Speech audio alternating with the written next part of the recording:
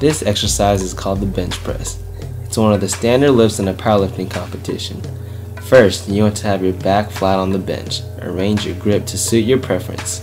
A good way to measure where you want to have your hands are to place your thumbs on the seams. Once you're comfortable with your grip, bring the thumbs in. When you lift the bar off the rack, place the weight right above the chest. You don't want it right above your neck. Lower the weight in a controlled manner. It doesn't have to be super slow, it just has to be controlled. As soon as the weight touches your chest, push the weight back up to the starting position. Some people actually stop before the weight touches their chest and then push the weight up. But if you go all the way in a controlled manner, it's more of a workout.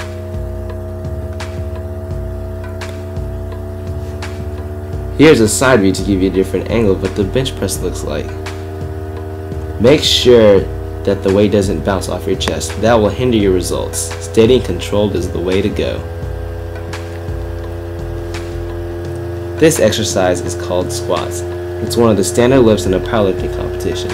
First, adjust your rack to the appropriate height. You don't want to be on your tippy toes whenever you're removing the weight from the rack or putting the weight back on. When performing squats, it's important that you're in a comfortable position. You want to make sure you have a comfortable grip. People tend to like the wide grip when doing squats, but since my arms are short, my grip is a little narrower. Second, where you place the weight is just as important.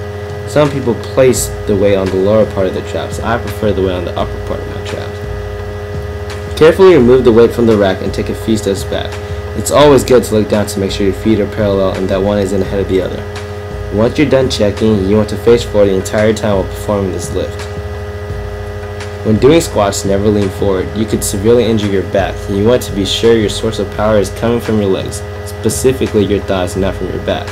When lowering, make sure your knees aren't going inward. You want to get to the parallel point where your butt is at the same level as your knees. You should be in the same position as if you were sitting on a chair. When pushing up, you want to be sure that your feet are flat-footed. One way to guarantee that is to wear flat-footed shoes. Just don't try to lift the weight by using your tippy toes. Drive your feet to the ground and let your legs do the work.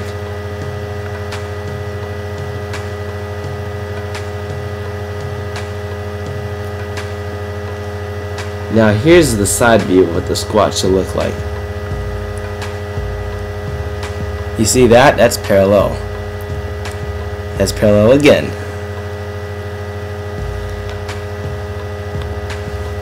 The next exercise is an Olympic lift called the Snatch.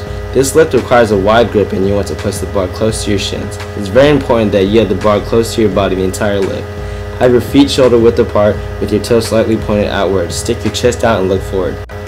As you lift up, pull your knees back so that the bar won't hit or graze your knee. In the meantime, have your wrist curl the bar back and use your hips and thighs to explode. Your hips should help thrust the weight up. And when the weight reaches your chest, you want to drop underneath it and catch it in the slot position with your arms straight. You're going to catch it in a squat position. Your arms are going to be slightly behind your head. The weight should not be right above your head. This lift requires a lot of practice. Sometimes people have the bar too far behind their head, and in that case, drop the weight and walk forward.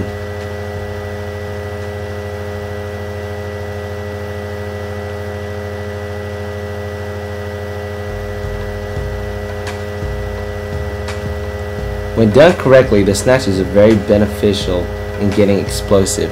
It's a very good lift to perform.